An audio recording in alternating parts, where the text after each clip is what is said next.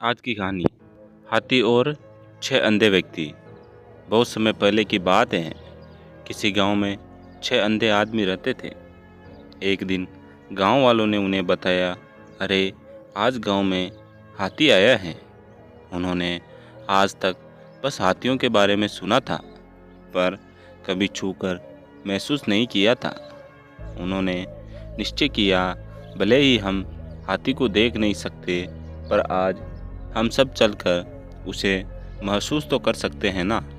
और फिर वो सब उस जगह की तरफ बढ़ चले जहाँ हाथी आया हुआ था। सभी ने हाथी को सुना शुरू किया। मैं समझ गया, हाथी एक खंबे की तरह होता है। पहले व्यक्ति ने हाथी का पैर छूते हुए कहा, अरे नहीं, हाथी तो रस्सी की तरह होता है। दूसरे व्यक्ति ने पूंछ पकड़ते हुए कहा, मैं बताता हूँ, ये तो पेड़ के तने की तरह है। तीसरे व्यक्ति ने सूंड पकड़ते हुए कहा, तुम लोग क्या बात कर रहे हो? हाथी एक बड़े हाथ के पंखे की तरह होता है।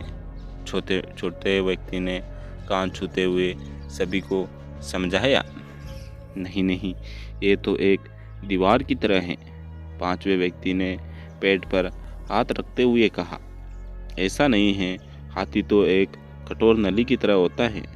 छठे व्यक्ति ने अपनी बात रखी और फिर सभी आपस में बहस करने लगे और खुद को सही साबित करने में लग गए।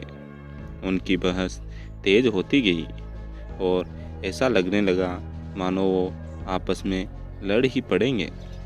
तभी वहाँ से एक बुद्धिमान व्यक्ति गुजर रहा था। वह रुका और उनसे पूछा, क्या बात है? तुम सब आपस में झगड़ क्यों रहे हो? हम यह तय नहीं कर पा रहे हैं कि आखिर हाथी दिखता कैसा है। उन्होंने उत्तर दिया और फिर बारी बारी से उन्होंने अपनी बात उस व्यक्ति को समझाई। बुद्धिमान व्यक्ति ने सभी की बात शांति से सुनी और बोला, तुम सब अपनी अपनी जगह सही हो।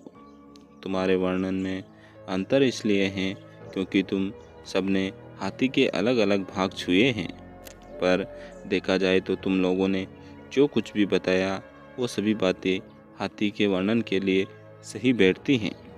अच्छा, ऐसा है, सभी ने एक साथ उत्तर दिया। उसके बाद कोई विवाद नहीं हुआ और सभी खुश हो गए कि वो सभी सच कह रहे थे।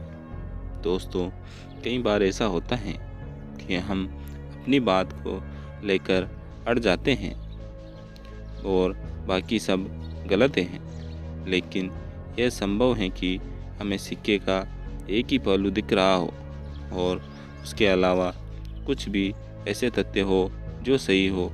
इसलिए हमें अपनी बात को रखनी चाहिए, पर दूसरों की बात भी सब्र से सुननी चाहिए और कभी भी बेकार की बहस में नहीं पड़ना चाहिए।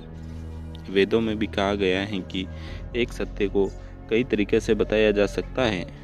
तो जब अगली बार आप ऐसी किसी बहस में पड़े तो याद कर लीजिएगा कि ऐसा तो नहीं कि आपके हाथ में सिर्फ पूंछ है और बाकी हिस्से किसी और के पास हैं।